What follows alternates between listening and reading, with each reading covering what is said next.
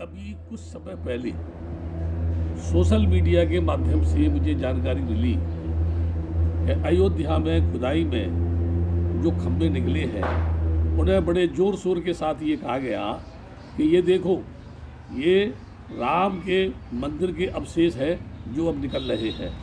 मैं उन लोगों से ये जानना चाहता हूँ, क्या वो सिद्ध कर सकते हैं कि वह जो खंभे निकले हैं वो राम के मंदिर के ही हैं? बल्कि मैं ये कहूँगा कि पूरी अयोध्या की खुदाई की जाए तो उसमें सिवाय बुद्ध के अवशेष के अलावा कुछ भी निकलने वाला नहीं है। ये भूमि बुद्ध भूमि है और बुद्ध भूमि की इस भूमि को किसी भी जगह खोदा जाए, हर जगह बुद्ध के अवशेष ही निकलते हैं और ये भूमि बोलती है मैं बुद्ध की भूमि हूँ, मैं बुद्ध की भूमि हूँ। लेकिन ये बहुत ही हास्यप्रद है।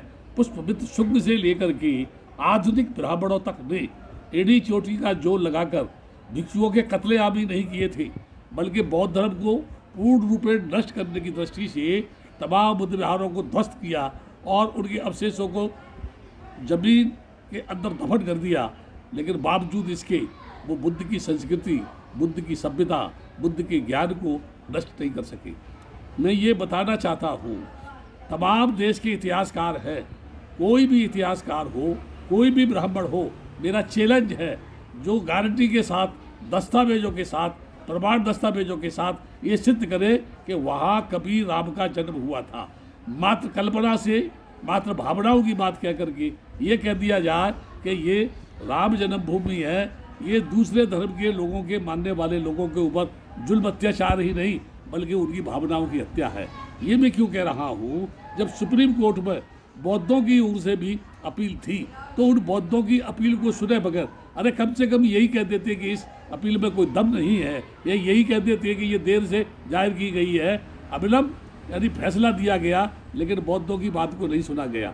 अब आज बड़े खुश मिजाज से लोग बोल रहे हैं कि वो अवशेष जो निकले वो राम मंदिर के हैं, लेकिन वो भूल गए कि अभी अभी जो अवशेष निकला वो बौद्ध अवशेष है।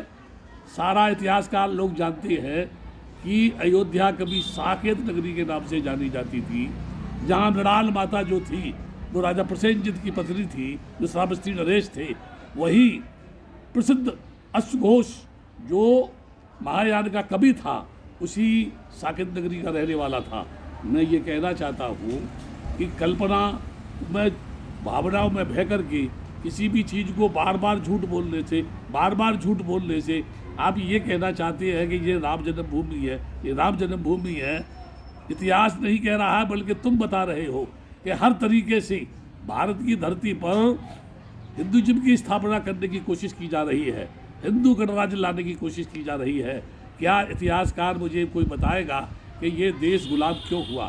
क्या मुझे कोई बताएगा पद्मिनी की अस्मत को लुटवाने के लिए अलाउद्दीन खिलजी को लाने वाला कौन था? क्या कोई आदमी मुझे बताएगा कि इस देश के अंदर जब जब कोई विदेशी आक्रमण हुआ तो किन लोगों ने उनको सपोर्ट किया?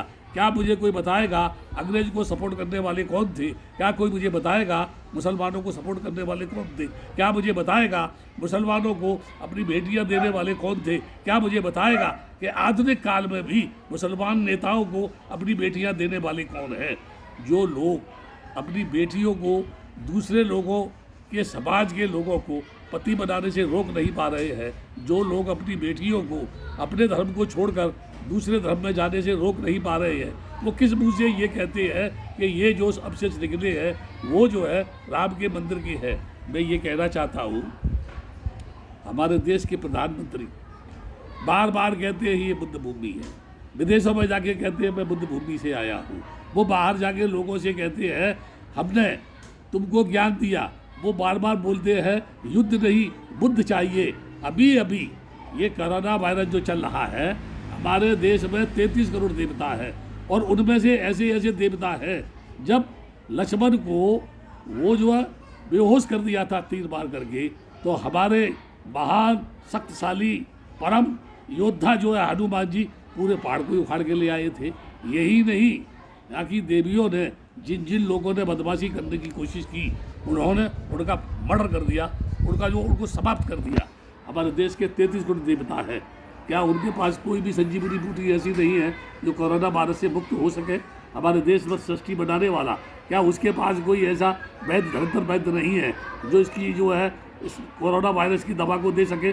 मैं ये बताना चाहता हूँ, ऐ मेरे देश के झूठ बोलने वाले लोगों, अब ज़्यादा झूठ मत बोलो, क्योंकि तुम जितना दबाओगे, तुम जितना लोगों को परेशान करोगे, तुम जितना झूठ बोल करके लोगों को मानसिक उनकी चेतना पर प्रहार करोगे, कहीं ऐसा न हो कि जो लोग सो रहे हैं वो भी ये मांग करने लगे कि जितने बड़े बड़े मंदिर हैं वो बुद्ध विहारों को तोड़ करके बनाए गए वो हमारे हैं।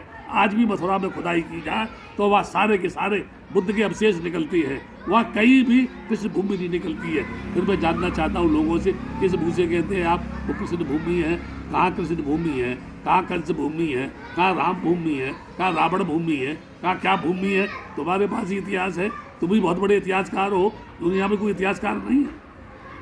यहाँ मैं संक्षेप में यही कहूँगा, ये देश हम सबका देश है। इस देश की आज़ादी में सभी जाति के लोगों ने कुर्बानी दी है, किसी जाति विशेष के लोगों ने इस देश को आज़ाद नहीं कराया है।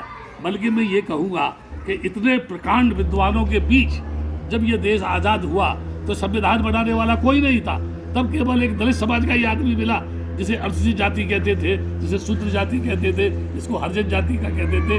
उसने संविधान बना करके दिया, और कितना महापुरुष था वो कि उसने बदले की भावना से नहीं बल्कि समानता की भावना से भारत के संविधान की रचना की, जो अपने आप में एक अनोखी घटना है। हम सब इस देश में निवास करते हैं। इस कोरोना वायरस के पीरियड में हम इस तरह की बयानबाजी, इस तरह की घटनाओं की पुनरावृत्ति नहीं करें कि हम सोच रहे हैं कि एक तरफ कोरोना वायरस चलता रहेगा, दूसरी तरफ हम मनमानी करते रहेंगे, लोग उसी में लगे रहेंगे बचाव में, और हम जो चाहते हैं कर लेंगे। याद रखो, आज लोग कोरोना वायरस के चक्कर में पड़े हुए हैं, कल जब इससे मुक्त होंगे तब देश का बच्चा तुमसे पूछेगा कि तुमने क्या किया, तुम्हारे पास क्या आया, कितने लोगों ने धन दिया, तुमने कितने गरीबों के लिए खर्च किया। तमाम लोगों के लिए आप बोलते हैं हम गाड़ियों से भेज रहे हैं, हम बसों से भेज रहे हैं, उसके बावजूद भी हज़ारों लोग पैदल चल रहे हैं, बच्चे भूखे मर रहे हैं, तड़फ रहे हैं, पैरों में छाले पड़ रहे हैं, फिर भी आप इतना झूठ बोलते चले जा रहे हैं कि हम गाड़ियों से भेज रहे हैं, गाड़ियों से भेज रहे हैं। जब सभी लोग गाड़ियों से जा रहे हैं, बसों से जा रहे हैं, तो छाले के तुम्हारे मुँह में पड़ रहे हैं, छाले के तुम्हारे पैरों में पड़ रहे हैं, छाले के नेताओं के पैरों में पड़ रहे हैं। यहाँ तक कि ये सामग्री जो बांटी जा रही है, कहा जा रहा वहाँ हमने भोजन दान दिया, वहाँ हमने सूखा अनाज दिया। मैं बहुत सी जगह आज भी गिरा सकता हूँ जहाँ आज तक लोगों के पास खाने के लिए नहीं पहुँचा। मैं पुनः एक बार कह रहा हूँ, ये बुद्ध की भूमि है, इससे खिलवाड़ मत करो, बुद्ध की संस्कृति से खिलवाड़ मत करो।